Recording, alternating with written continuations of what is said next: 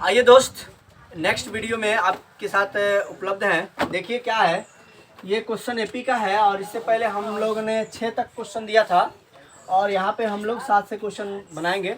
छोटा छोटा वीडियो आपको प्रोवाइड करा रहे हैं क्योंकि इससे क्या होगा कि आपका मन भी नहीं उबेगा और पढ़ भी लेंगे आप।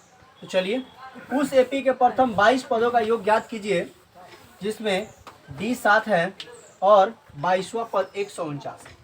सबसे पहले देखना है एन कितना है 22। ठीक है, पदों का योग ज्ञात कीजिए जिसमें से डी 7 है, डी क्या है 7 है और 22वां पद 149 है। तो 22वां पद का मतलब होता है a प्लस 21d बराबर 149। ठीक है, ए नहीं दिया हुआ है प्लस 21 और डी का मतलब दिया है 7। ए प्लस 147, 21 सतह होता है 147 और यहाँ पे 149। तो ए बराबर निकल जाएगा डी 2। ए बराबर कितना निकल गया 2। अब हम लोग को क्या करना है, एस एन ज्ञात करना है। एस एन बराबर n by 2 into a plus a n. अब देखिए, आप देख रहे हैं एस एन और एन का वैल्यू दिया है 22। यहाँ पे देखिए ए का वैल्यू कितना दिया है 2 प्लस ए एन का वैल्यू कितना दिया हुआ है लास्ट पर 149। अब एस एन बराबर 22 को काट देंगे 2 से तक 11 और ये जोड़ेंगे तो 51। ठीक है, गुणा करेंगे 151, 11 एकम 11, 11 पचे 55 और 1 56 और 11 516, 1661।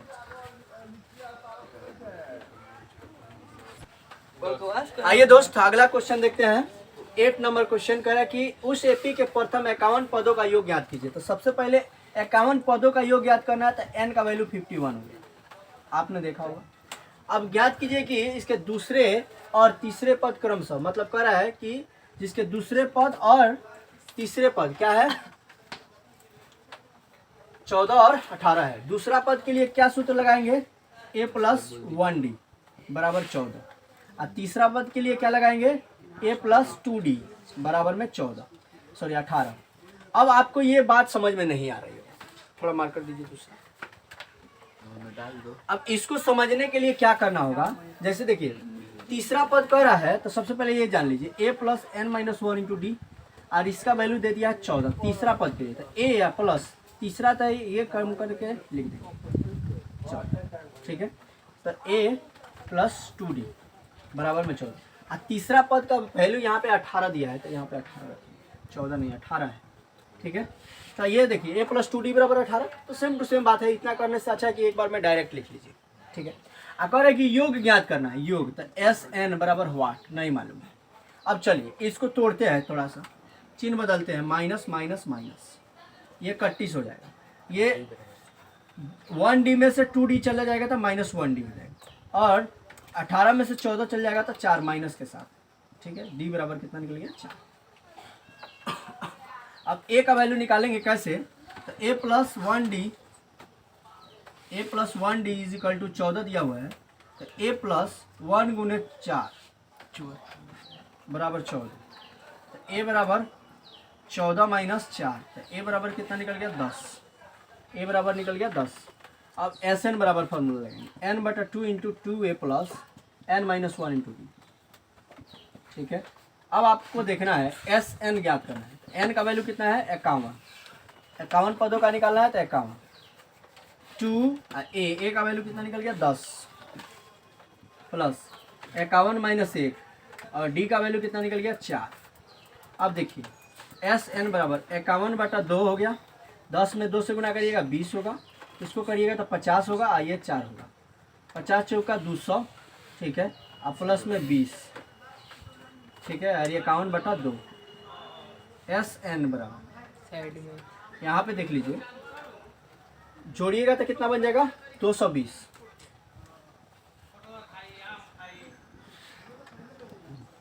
यहाँ देखिए 20 और 200 जोड़ेंगे तो 220।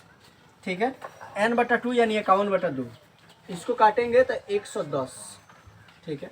अब 51 गुने 110, अब ये 0 हो जाएगा, 11 का 1, 11 5 55 1, ये आपका आंसर है 5610। आप देख सकते हैं। आइए फ्रेंड्स, अगला क्वेश्चन देखते हैं। 9 नंबर क्वेश्चन कह रहा है कि यदि किसी एपी के प्रथम 7 पदों का योग, तो सबसे पहले एस एन बराबर लगाएंगे n/2 into 2a plus n-1 into D. अब देखिए एस एन यानी 7 पदों का योग दिया है 49, तो यहाँ 49 लिख n/2 यानी n का वैल्यू 7 लिख देंगे। क्या लिख देंगे? 7, क्योंकि 7 पदों का कर 2a प्लस n के जगह पर 7 -1 और d के जगह पर कुछ नहीं। देख लीजिए 7 से काट दीजिएगा, 7 मरतबे कट जाएगा, 7 दूनी हो जाएगा 14। अब बराबर 2a प्लस 6d। अब कुछ नहीं करना है, इसमें से 2 कॉमन कर लेंगे, a प्लस 3d। इसको काट देंगे तो 7 हो जाएगा। कितना आ जाएगा? 7, यानी कि a plus 3d is equal to 7। अभी तक हम लोग यहाँ तक काम किए। अब कर रहे हैं और प्रथम 17 पदों का योग, फिर उसी प्रकार से एस एन बराबर लगाएंगे n/2 into 2a plus n-1 into D. ठीक है। और एस 17 निकालना है। 17 पदों का योग कितना दिया हुआ है? 289, 289। ठीक है। और n का वैल्यू 17/2, तो ए नहीं दिया हुआ है, प्लस n के मान 17 -1 और d। ठीक है। 17 का पारा 17 बार पढ़ देंगे, यानी 17 17वां 289। और यहाँ पे 1/2 बच गया, 2a प्लस 16d। अब देखिए 17 बराबर 1/2, गुणे 2 कॉमन कर लेंगे तो a प्लस 8d हो जाएगा। अब इसको काट देंगे, यानी कि 17 बराबर a प्लस 8d, यानी एगो समीकरण निकल गया a प्लस 8d बराबर 17। अब ये समीकरण हो गया और ये समीकरण हो गया। अब इन दोनों समीकरण को सॉल्व करेंगे। अब समीकरण 1 तथा 2 से, ठीक है, तो a प्लस 3d बराबर 7 और a प्लस 8d बराबर 17। अब यहाँ पे काट देंगे माइनस माइनस लेकर। ठीक है। तो ये कट जाएगा और यहाँ पे करेंगे तो -5d आ जाएगा, और यहाँ पे करेंगे, ठीक है, तो ये -10 आ जाएगा। माइनस से माइनस कट जाएगा और ये हो जाएगा 2, यानी d का वैल्यू 2। ठीक है। अब क्या करेंगे? अब इस d से इसका a का वैल्यू निकाल देंगे, तो a plus 3 into 2 is equal to 7। a बराबर 3 दूनी 6, 6 में से 7 में से 6 चला जाएगा तो 1, यानी कि a का वैल्यू कितना निकल गया? 1। d का वैल्यू कितना निकल गया? 2। अब कह रहा है कि इसके प्रथम n पदों का योग ज्ञात कीजिए। ठीक है। तो n पदों का योग ज्ञात करने के लिए हम फॉर्मूला लगाएंगे एस एन बराबर। तो आप लोग पहले इतना नोट कर लीजिए या स्क्रीनशॉट ले लीजिए, फिर उसके आगे बना देते हैं। ठीक है। अब इसे आप लोग स्क्रीनशॉट कर लिए होंगे, तो देखिए अब यहाँ से हम इसको हटा दे रहे हैं। ठीक है। और फिर उसके बाद बना दे रहे हैं। अब कह रहा है कि प्रथम n पदों का योग, तो एस एन बराबर लगाएंगे n/2 into 2a plus n-1 into D. ठीक है। एस एन बराबर n का वैल्यू n रह जाएगा, 2a का वैल्यू कितना निकल गया है? 1 प्लस n-1 और d का वैल्यू कितना निकल गया है? 2। एस एन बराबर n/2 और 2 में 1 से गुना करेंगे तो 2। ठीक है। अब प्लस n-1 इंटू में 2।